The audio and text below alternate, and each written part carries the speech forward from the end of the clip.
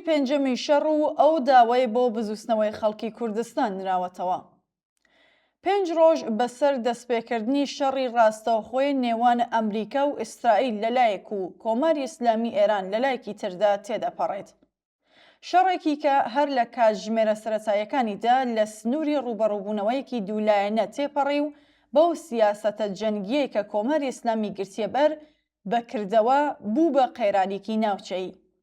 لە کاتێکدا هێشتا ئامارێکی ورد لە زیانە مرۆیەکانی ئەم شەڕە بڵاو نەکراوەتەوە، کارەساتێکی سامناک هەر لە سەرەتاوە سێبەرێکی قورسی بەسەر ئەم ڕۆژانەدا کێشاوە.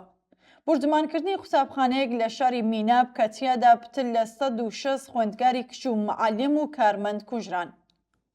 دەوڵەتی ئەمریکا ڕایگەیاندووەکە لێکۆڵینەوە لەم بارەیەوە دەکات. ئەم کۆمەڵکوژیە جنایەتکارانەیە بێجگە لەوەی کە ئەنجامی لێکۆڵینەوەکەی ئەمریکا چی دەبێت، هێمایەکە بۆ ئەو باجێ کە خەڵکی یاسایی لەم شەڕانەدا دەیدەن.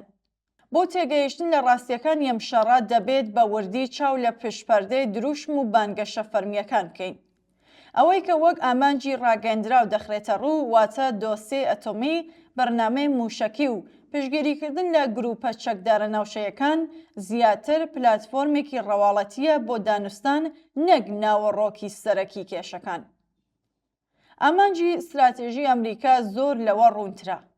ئەگەر ئێران وەک هاوپەیمانیەکی ئەمریکا لە ناوچەکەدا هەنگاو بنێت، لە بەرژەوەندیەکانی رووسیا و چین دوور بکەوێتەوە و هاوسەنگی سیاسی ناوچەکە جارێکی تر باڵادەستی ئەمریکا پیشان بداتەوە، دەوڵەتی ئەمریکا چیتر کێشەیەکی بنەڕەتیر لەگەڵ ڕەژیمی ئێران نابێت. لەو گرێمانەیەدا تەنانەت کۆماری ئیسلامی دەتوانێت بە هەمان پێکاتەوە بمێنێتەوە وەک ئەوەی لە مۆدێلی ڤێنزوئێلادا بینیمان. بەڵام ئەم هاوکێشەیە بۆ ئیسرائیل بەس نییە. ئیسرائیل ئامانجی ئەمنی تایبەت بەخۆی هەیەکە پەیوەندی بە حوزور و باڵادەستی ناوچەیەوە هەیە و هیچ ڕێکەوتنێکی دیپلۆماسی لە نێوان ئێران و ئەمریکادا بەتەنیا نیگەرانیەکانی ئیسرائیل ناڕەوێنێتەوە. ئەم دەرزەی نێوان ئاماژەکانی ئەمریکا و ئیسرائیل یەکێکە لەو بابەتە ئاڵۆزانێکە جاهاتووی ئەم قەیرانە بە ناڕوونی دەهێڵێتەوە. کۆماری ئیسلامی ئەم شەڕە بە شەڕی مان و نەمان دەزانێت و لەم چوارچێوەیەدا هەموو توانایی خۆی خستووەتە گەڕ بۆ ئەوەی تێچووی مانەوەی بۆ ئەمریکا بەرز بکاتەوە. ئەم استراتێژە چەند لایەنێکی هەیە. زیانگەیاندن بە ژێرخانە نەوتی و گازیەکانی وڵاتانی دراوسێ، هەڕەشە و سنووردارکردنی هاتوچۆ لە گەروی هۆرمۆز و ئاستەنگ دروستکردن بۆ هاتوچۆی ئاسمانی ناوچەکە.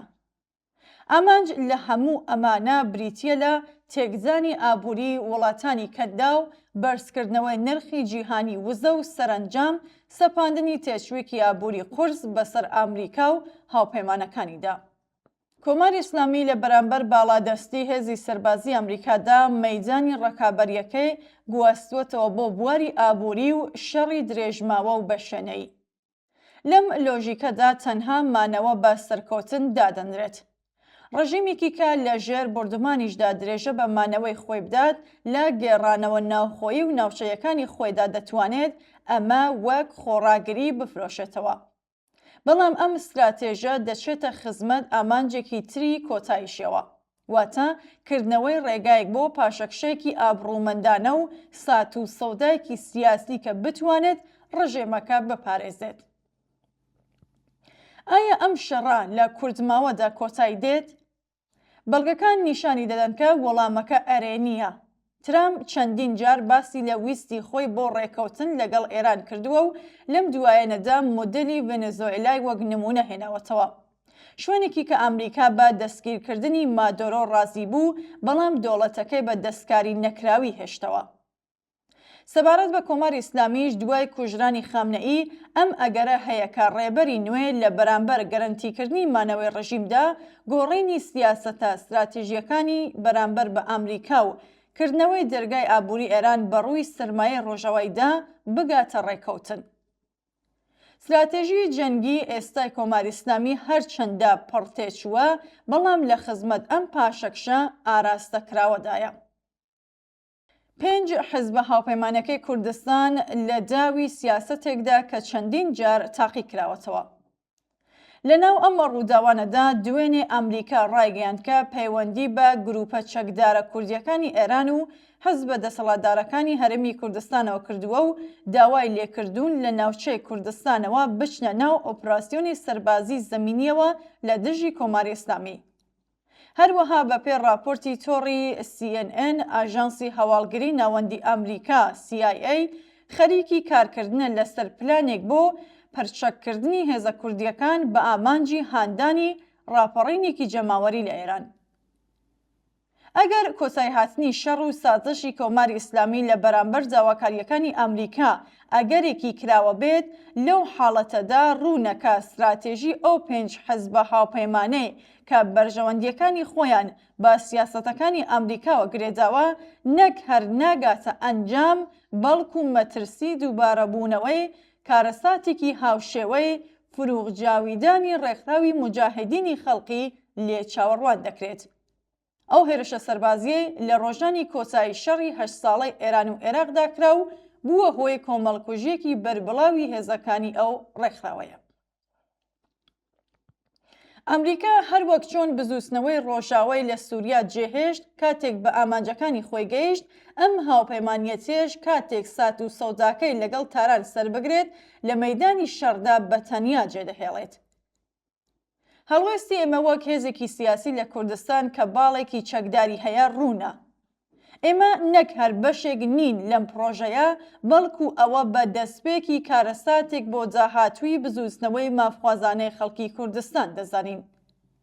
لە ڕوانگە ئێمەوە شکستی سەربازی یان لاوازبوون لە ئاکامی شەڕدا مەرج نییە یەکسەر ببێتە هۆی ڕووخانی ڕژیم، بەڵام دەتوانێت کۆنتۆڵی کاروباری لەدەست دەربهێنێت و بۆشای دەسەڵات دروست بکات، واتە خەڵک بکەونە بارودۆخێکەوە کە خۆیان ڕاستەوخۆ دەست بکەن بە ڕێخستن و بەڕێوەبردنی کاروباری ژیانیان و ڕژیم کەوت بێتە سەرەولێژی شکست، بەڵام هێشتا بە شێوەی فەرمی لە دەسەڵاتدا بمێنێتەوە.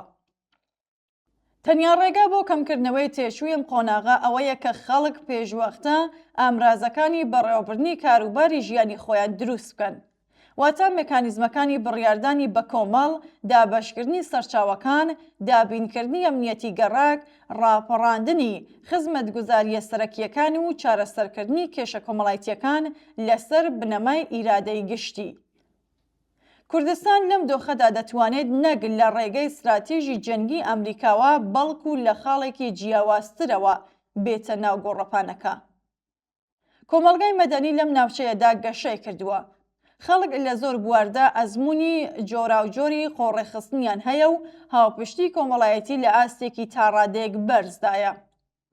بوونی تۆڕە کۆمەڵایەتیەکان، مێژووی ڕێکخراوەیی، نەریتی هەرەوەزی و پشتبەستن بە هێزی بە کۆمەڵ لە زۆمرەی ئەو توانایانن کە لە کاتی قەیراندا و لە ئەگەری هەرەسهێنان و داڕمانی هێزەکانی ڕژیم دەتوانن کۆمەک بکەن بە پێکێنانی خێرای دامەزراوە جەماوەریەکان و کەمکردنەوەی تێچووە مرۆیی و کۆمەڵایەتیەکان.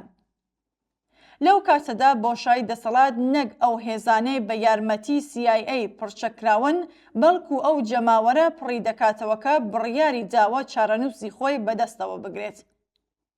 پڕچەکبوون و بەرگری چەکدارانە لە ئەمنیەت و دەستکەوتەکانیش لەناو ئەم پرۆسەیەدا مانا پەیدا دەکات. بوونی دموکراسی لە هەناوی ئەم پرۆسەیەدا ڕێگە بە حزبە سیاسیە جیاوازەکان دەدات تا بەرنامەکانی خۆیان بخەنە بەردەم تاقیکردنەوەی کۆمەڵایەتی.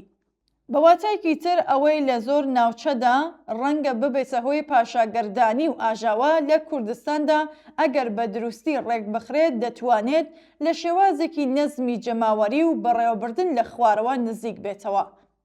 ئەمە تەنها ئاواتێکی شیرین نییە، بەڵکو پێویستیەکی کردەیە کە دەبێت هەر ئەمڕۆ لە نێوان دووکەڵ و ئاگری ئەو ڕۆژانەدا کاری بۆ بکرێت. 5 ڕۆژ بەسەر ئەم شەڕەدا تێدەپەڕێت، بەڵام کای ڕاستەقینە نە لە ئاسمانی مینا بوو، نە لە ئاوەکانی گەروی هۆرمۆز، بەڵکو لەو ڕۆژانەی دانوستاندا دیاری دەکرێت کە خەڵکی کوردستان و ئێران تیادا نە کورسیان هەیە و نەدەنگ. ئەرکی ئێمە دروستکردنی ئەو دەنگەیە لە خوارەوە.